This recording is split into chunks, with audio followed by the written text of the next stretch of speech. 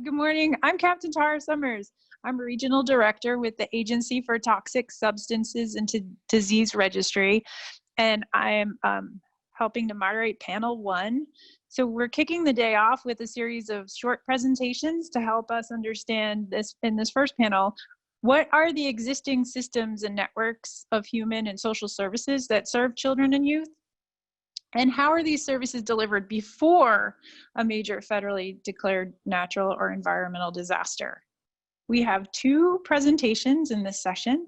As a reminder, the bios of all of our speakers are available in the briefing book, but just very quickly, so you know who's joining us this morning in our first panel. We have Dr. Deborah Bergeron. She's the director of the Office of Head Start and Early Childhood Development in the Administration for Children and Families. She comes to us with lots of experience in teaching, school administration, and educational policy, as well as her experience working for ACF. And we have Miss Josephine Bias-Robinson. She is an executive leader with experience in community engagement and organization transformation. She's a former director of the Office of Community Service and served in the Bush administration and was a White House staffer during September 11th and managed the Office of Community Service through Katrina and Rita. So our first speaker, Dr. Bergeron, if you're ready.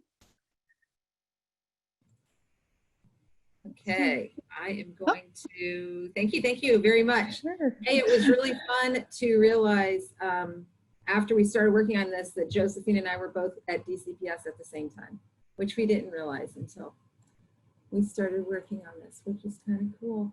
All right, so I'm going to share just a few slides with you. Thank you so much, first of all, for inviting me and for holding this really important conversation.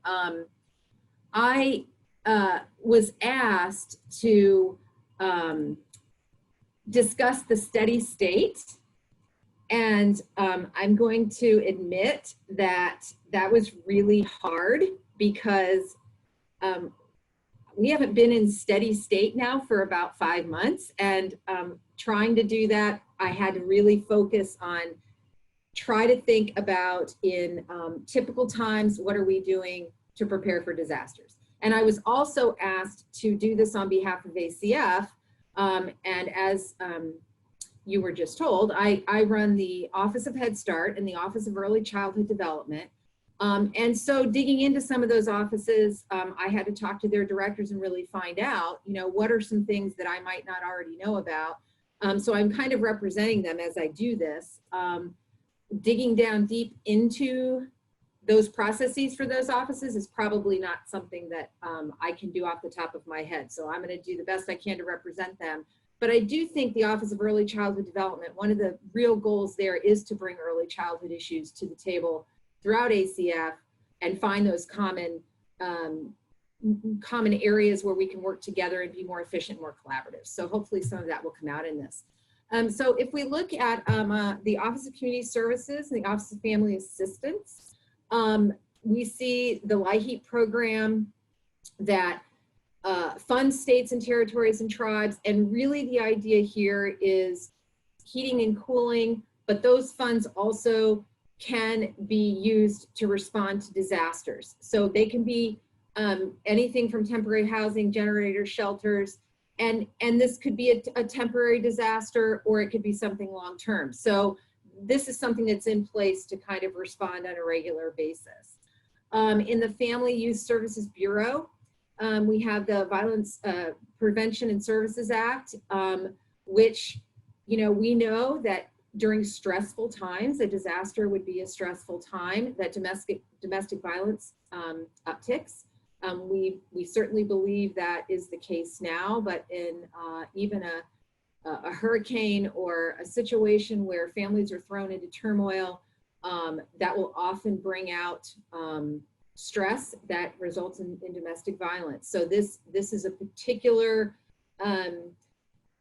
particularly aimed at being prepared for those situations. And they work very close with OSEFR in this area. The Runaway and Homeless Youth program has a whole emergency preparedness plan, which includes strategies for addressing evacuation, for example, food insecurity, medical supplies, and those kinds of things. That can often be quite challenging with children who are not necessarily linked with a home, and can sometimes be just really tough to locate, but we know they're out there. So moving on, we have ANA, Administration for Native Americans, and they provide resources on national disaster preparation, a lot of training. I talked to Commissioner Hovland, and one of the things that they really focus on is preparedness, that preparedness piece, TA, training up front, making sure communities are prepared. And they had a really big meeting back in February around this that specifically spoke, and this was pre-COVID, so this was just steady state of affairs for ANA.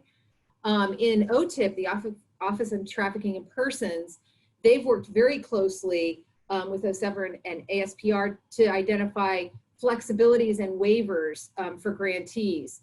And this is key when disasters strike. What kinds of flexibilities do those folks have to respond? And that's what we're all kind of living through right now, is in a state of emergency, we've got to be flexible enough to take care of people. And so this is one example of ACF stepping up and doing that. And ORR, our unaccompanied youth, there's a partnership with the Assistant Secretary for Preparedness and Response and Human Services Emergency Preparedness, and they work with the Division of Planning and Logistics to monitor threats and reports and impacts on care providers.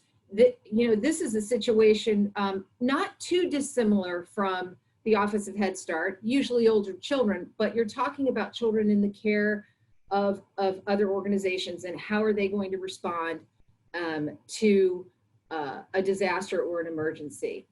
And then the refugee programs as well. There are policy flexibilities during natural disasters that exist to really provide support during those times when programs need it the most.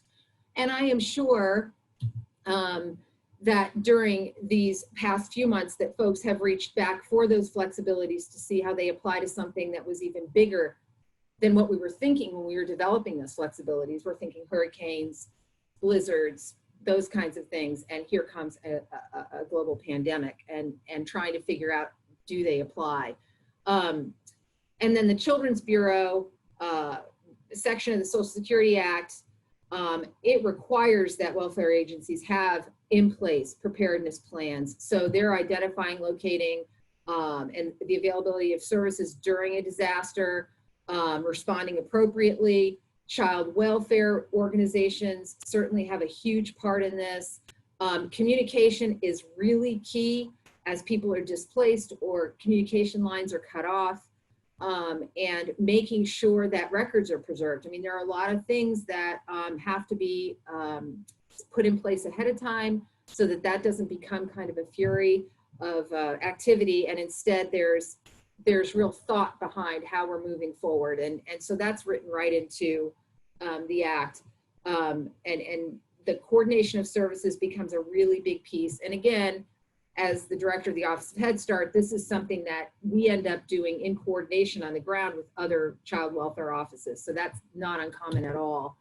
And then just wearing my Head Start hat, we have an entire program around emergency preparedness, and have, Head Start is federal to local. So what we are doing is funding directly the grantees that are running the programs. So when a hurricane hits and a Head Start is completely leveled, that directly comes back to our office to manage. And so dealing with disasters is kind of an ongoing thing for the Office of Head Start. We have a lot of flexibility language in place that we are able to mobilize when things like this occur. We did so during COVID using language that was developed during Hurricane Maria. So, we're talking about entire communities being displaced, and we know it's our most vulnerable children and their families who are impacted. So there are all kinds of pieces to that puzzle, that for everything from the immediate need for food to the long-term need for mental health supports. Once a program is rebuilt and inviting children back in, we know there's trauma to those kids. I can speak most specifically in Puerto Rico, once centers were rebuilt and reopened, what teachers noticed is children would come back, and if the weather shifted, kids would go into panic because of their experience with the hurricane and their connection to a storm and what can happen. So things like that we have in place in order to front load support, so we're not always being reactionary, is a really big effort on the part of the Office of Head Start.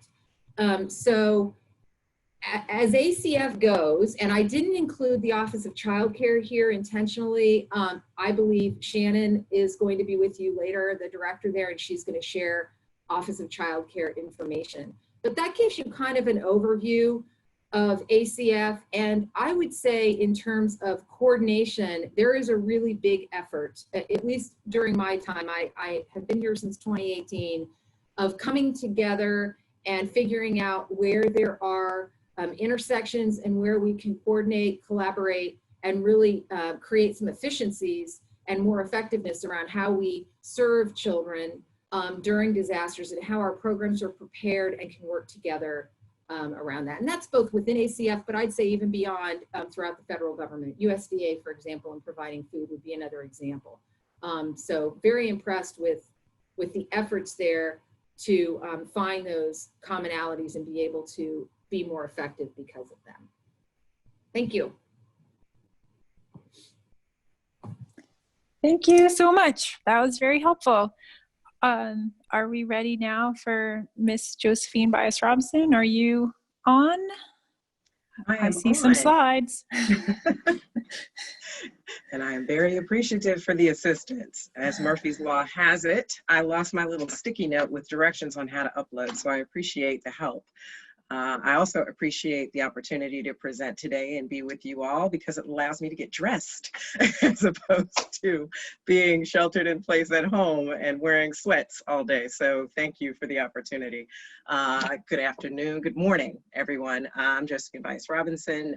Tarah shared a little bit about my background, and just on the front end want to emphasize that what I'll be discussing today around the Office of Community Services is in fact what the office that I led during Hurricane Katrina and Rita. And so I am doing a look back of sorts. And so I want to make certain there's clarification and understanding that some of the information that I'll share is about what happened at the time of my service. And I'm certain with new office being set up by Natalie and others and the work that followed, that there will be some differences. So just want to say that on the outset.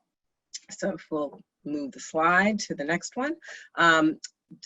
Deborah did a wonderful job of outlining the Administration for Children and Families, and I know that there have been questions about how we touch communities directly, and the Office of Community Services is one of the offices that has one of those relationships that is more directly tied to several levels. And so want to share, of course, the mission of the office is about increasing the capacity of individuals and families. And while we are focused on children and youth today in this discussion, you cannot focus on them separate and apart from their families. So the Office of Community Services provides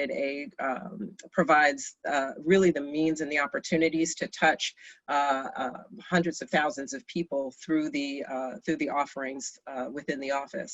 And so I've outlined the key programs. This is more of a drill down with respect to the programs and how they interrelate. And I think that can be helpful to you all in understanding how at the federal level we are able to connect more directly to communities. And the three principal programs that allow us to push funds, push resources, push information, and assist in coordination are block grant programs within the Office of Community Services. And they're the Social Services Block Grant Program, the Community Services Block Grant, and the Low Income Home Energy Assistance Program and Weatherization Services that Dr. Bergeron had alluded to. Those three are the principal programs within the Office of Community Services that provide direct funding to states, but it's also an opportunity for those states to coordinate on a more localized level with their partners within the community. And The work is done through community action agencies, through state social service and human resources and labor departments. There's a variety of offices that receive support from these programs. And there's an interrelationship of these three, which is why I grouped them together.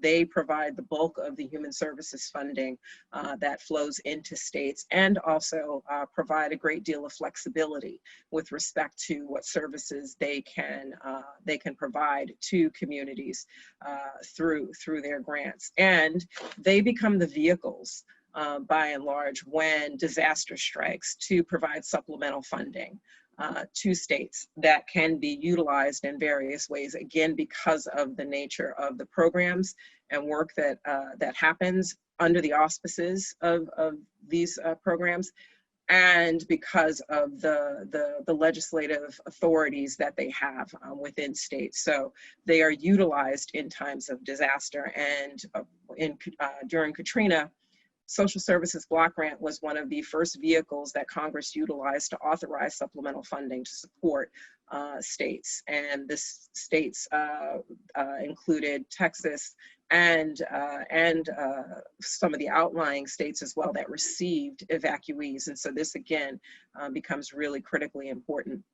The secondary programs I've listed here because depending on the time of a disaster, there are mechanisms by which some of the work that is done in these programs, the funding is still there and can, to some degree, be repurposed or amplified. And so within the Office of Community Services, these additional programs, Assets for Independence, Rural and Urban Community Economic Development, the Community Food and Nutrition Program, Compassion Capital Fund, the programs listed here, some of these programs have ability to touch individuals in communities in times of disaster, given the nature of their work.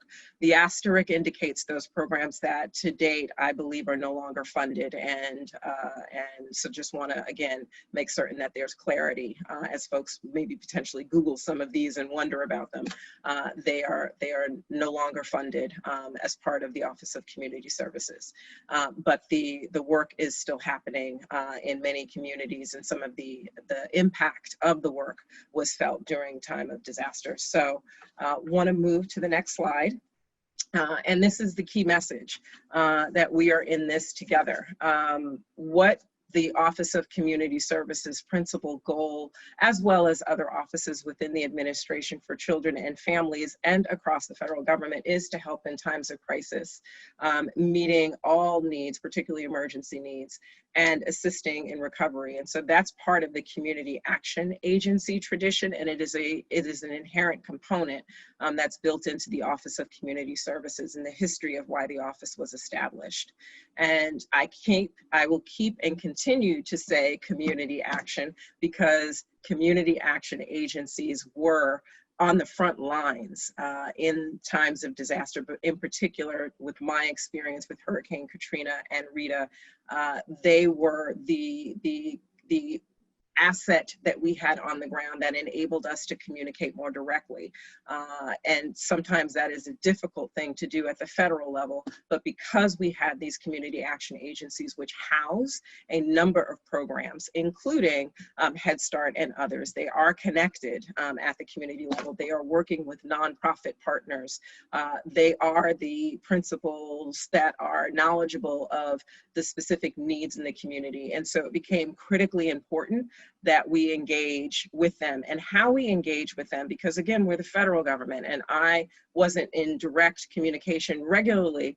I relied on our regional administrators. Our Office of Regional Operations was critical, and that was housed within the Administration for Children and Families. But alongside our regional health administrators and our offices of regional directors, they were key coordinators, and they were reliant upon a number of the community action agencies to understand what was happening on the ground and communicate that back up through the chain. And so again, overemphasizing that community action piece, because as I've shared here, they were critical to frontline communications.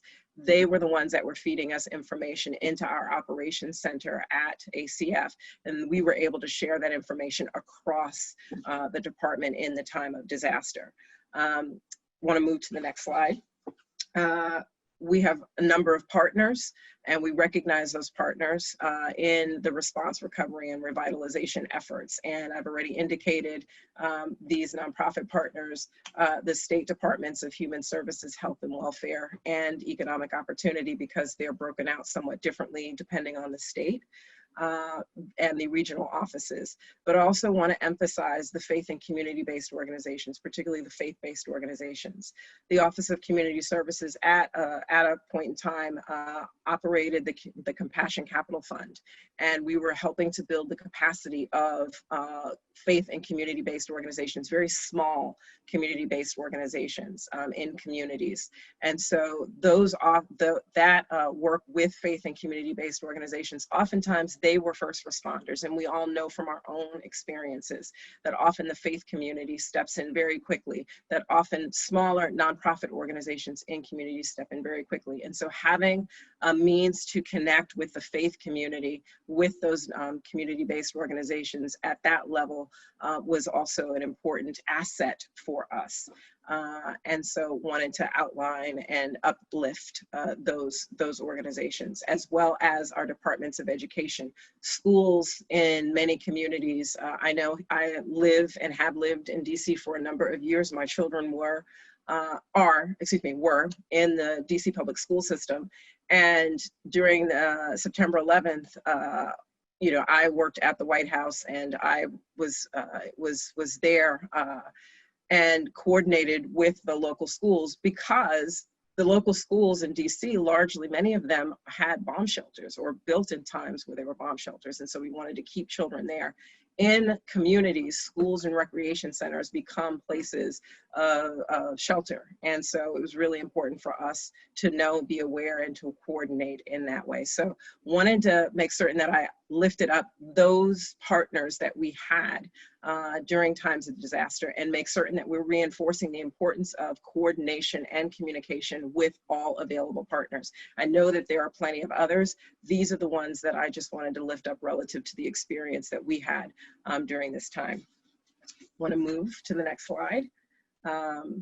And want to talk about the guidance that we were able to provide, and the really critical and important role that we have in making certain that we are helping to determine eligibility, that we were providing information that was critical to the overall government response around who, what, why, when, and how.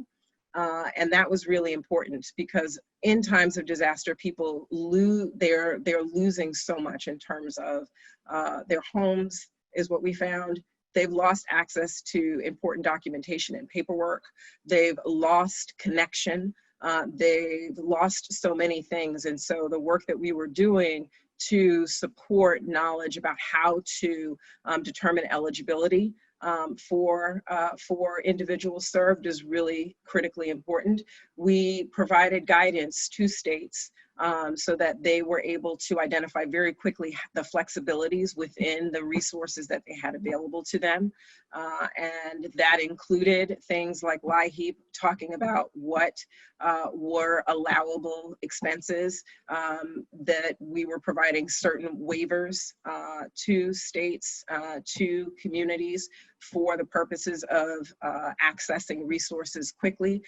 We gave consideration to those individuals who were displaced in other communities that didn't necessarily have some of the resources that were in the home community, i.e. if individuals evacuated from Louisiana to Texas, if they evacuated to states like Nebraska that didn't have the same resources, we were helping to identify and clarify how those resources could be accessed, and strategies on how to assist these families within the initial phases of relief, getting them settled, getting them additional resources so that they could access temporary housing, and ultimately what we wanted to see in terms of relocation support for families and rebuilding. And so these are just important elements that I wanted to lift up that came out of the Office of Community Services. And finally, wanted to just say that we couldn't do any of this work without recognizing the vast support that happens across the federal government. And so we, in our role as Fed partners, want to make certain that we're communicating, and communication is the key here. And so I want to thank everybody for their time, and I look forward to questions. Hi, thank you so much. Oh, looks like my screen has stalled. Can you guys still hear me? Here you go. Okay, good, because I look frozen. So we have some questions that have come in. The first one that came in on our Q&A, I'm going to try to summarize it. It's about how ACF currently shares resources and education with local emergency planners and social services organizations. Is that something one of you could discuss? Well, I think that probably there is a broader answer or a deeper answer than I'm going to give just based on my exposure, but I would definitely say from the standpoint of the Office of Head Start, and as Josephine was saying, the Community Action Agency is a key component on the ground. A lot of them are Head Start grantees, excuse me, and work directly in partnership with all of those folks on the ground. So I think the work that we do at ACF makes its way to the ground through those organizations in many, many cases. And so when you say currently, I don't know that that's any different than when Josephine was here. I mean, those are hubs that we rely on. And then if you look outside of those community action hubs, even local Head Start agencies, because of the way Head Start is designed, it's built to be partners with the community. In fact, that's part of the requirement. So you kind of have this organic network that's created. In fact, we've talked a lot over the last 2 years about how to create these hubs in communities using Head Start. So I think that exists now, and I think there's a lot of support. Probably there are other nuances to that I'm not even aware of through other offices, but that's my perspective. Thank you. It looks like a second question that came in has to do with the SSBG grants, and someone noting that they were used during Hurricane Sandy and wanted to know if that's an exception that was at that time used, or is it a potential best practice to assist after disasters? I think that's a great question for Shannon Christian. Yeah. Okay. Maybe we can hold that one. Yeah, I honestly would be remiss. I don't know about Josephine if you have an idea. Yeah, all I want to say is states will outline in their plans how they intend to spend social service block grant funds, and because there is a child care bureau, large funding from the bureau is what is prioritized. In the time of a supplemental, there may be some opportunity to do so, but that would be the state's decision relative to what's needed at that point in time. Okay, thank you. Yeah, maybe we can bring up that question again. Maybe we can flag that again for later when we have our other speakers. I guess looking to see if any more questions came in. Sorry, I'm on a tiny screen. But I guess one question we could ask is, what do you both believe are important features of systems that function really successfully before a disaster during what we would consider sort of normal times? Do you have any examples?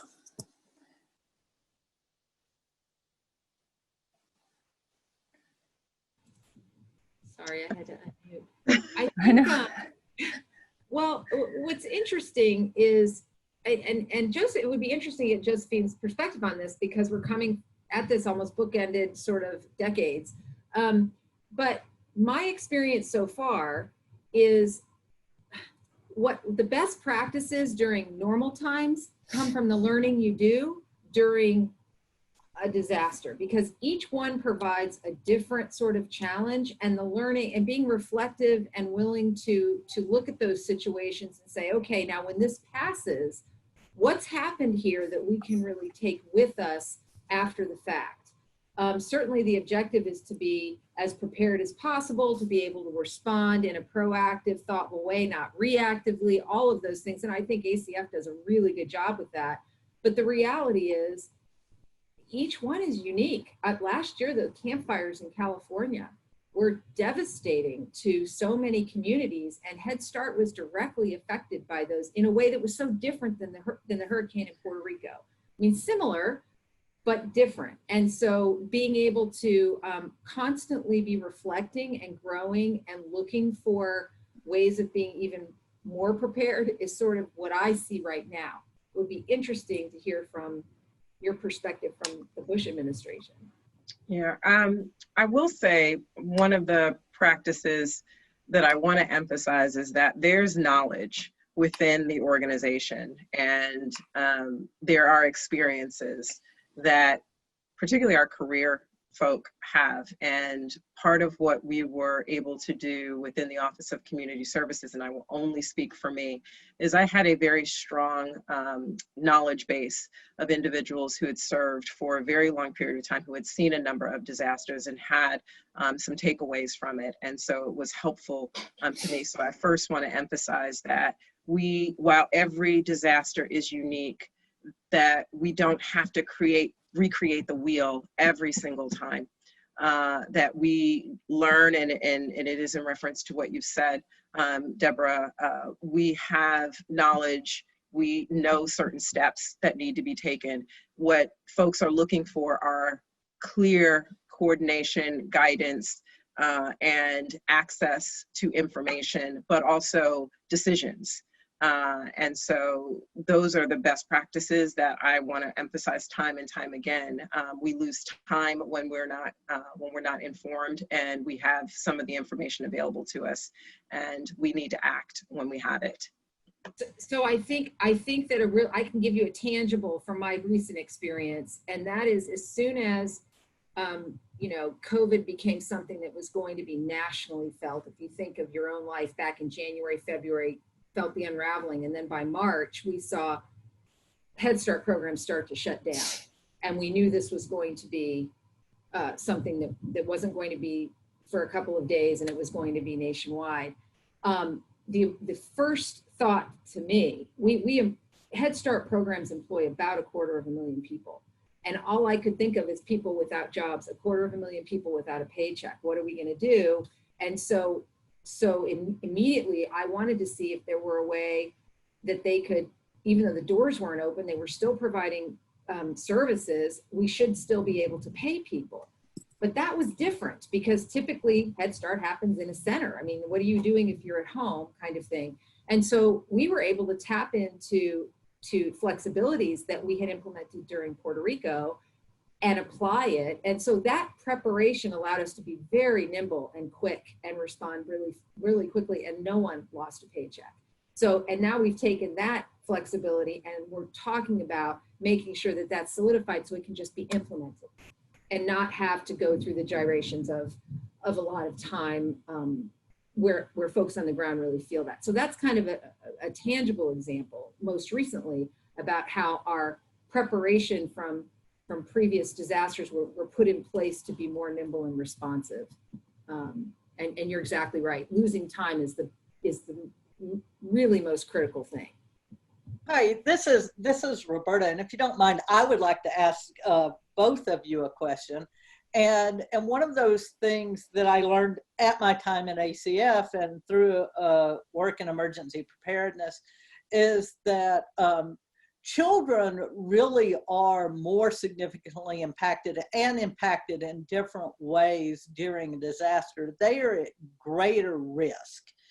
And so my question is, can either one of you talk about the work that ACF or private or faith-based organizations have done specifically to make sure the needs of children are met during a disaster and that they're protected and not treated like little adults?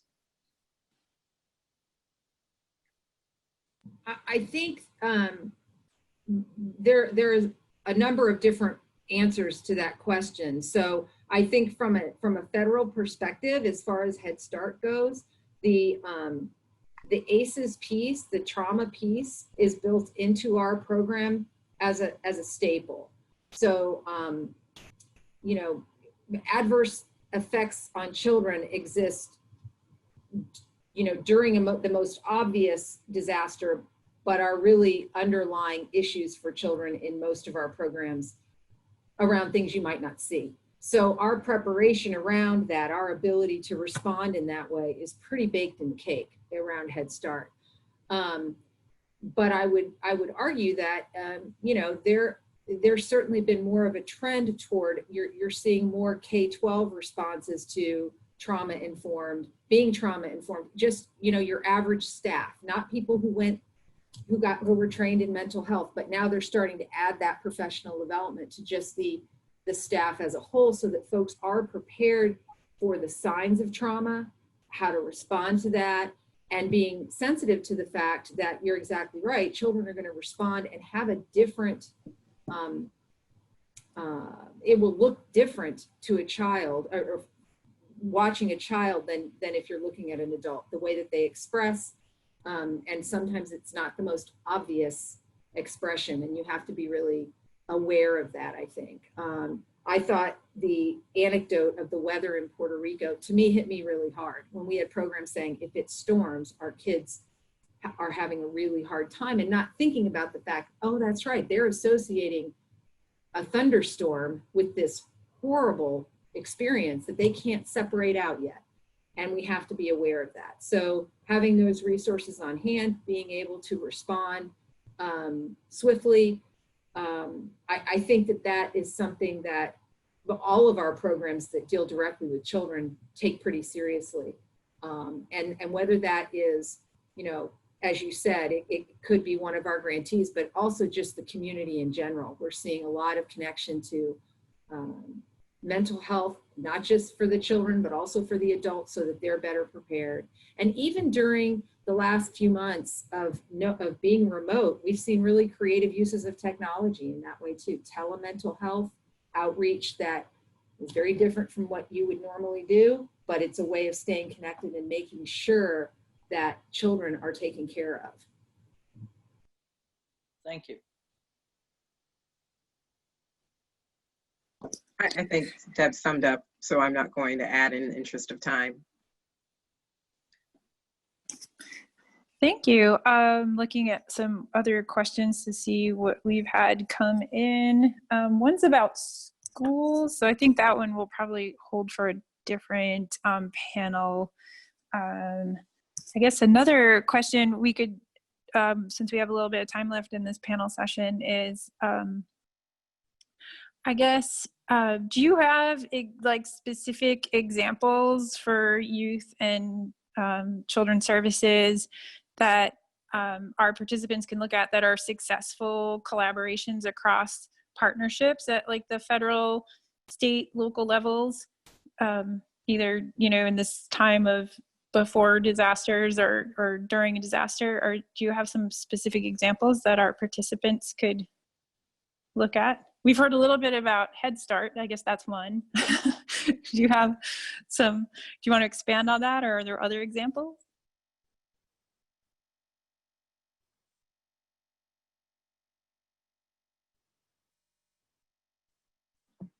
I am lacking with current examples outside of the experience of working with the school system, and Deb can jump in as well. Having served at the the District of Columbia Public School System a few years ago as the Chief of Engagement, it just is really important. And an example is we work directly with our mayor, and our mayor works in consultation with others in our region.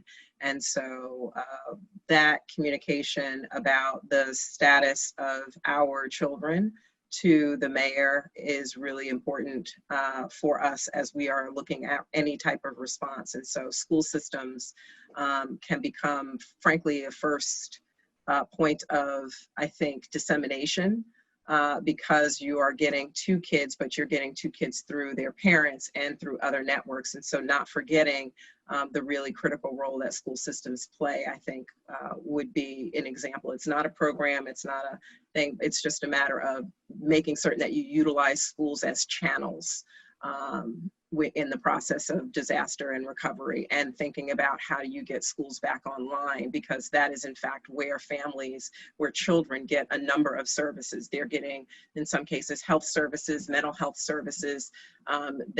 Families are getting fed through schools as well in times of disaster. So making certain that we remember and that we include schools in any of our work is critically important. And having sat through, right now we're in COVID, and I'm working and consulting with DC and also a school in Maryland in Prince George's County.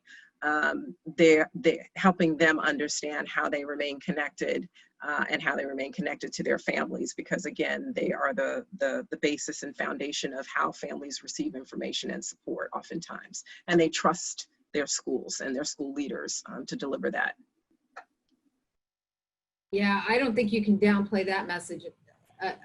Play that message up enough. I think that going where the people are is the whole point, and schools are that place.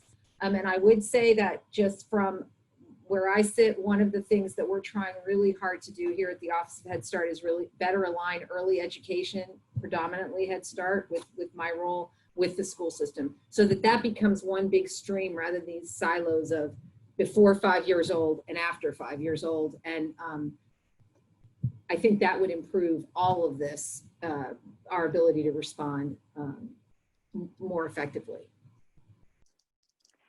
Hi, it's Laura Reynolds. I'm moderating the Q&A, and we had a question come in from the chat box that was missed. So can you talk a little bit how our increasing understanding of adverse childhood experiences has changed how ACF designs its infrastructure and systems for addressing the needs of children and youth before, during, and after natural disasters?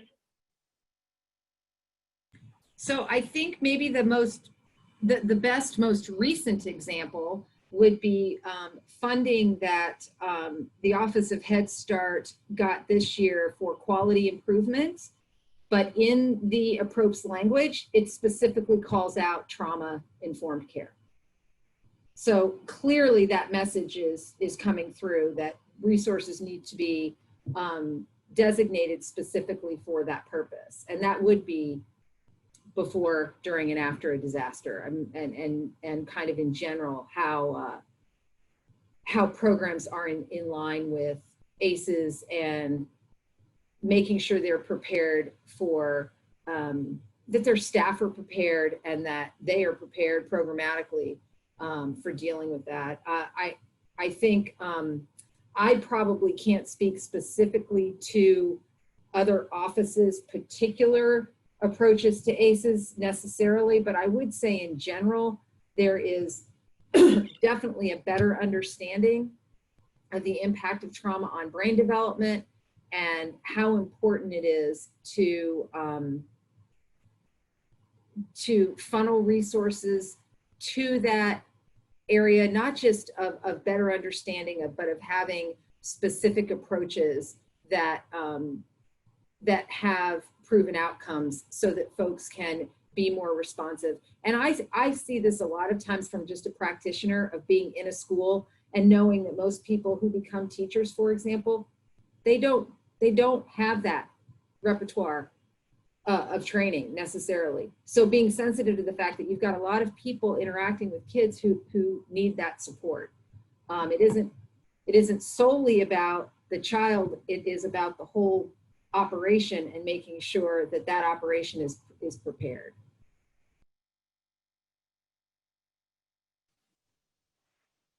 Thank you very much.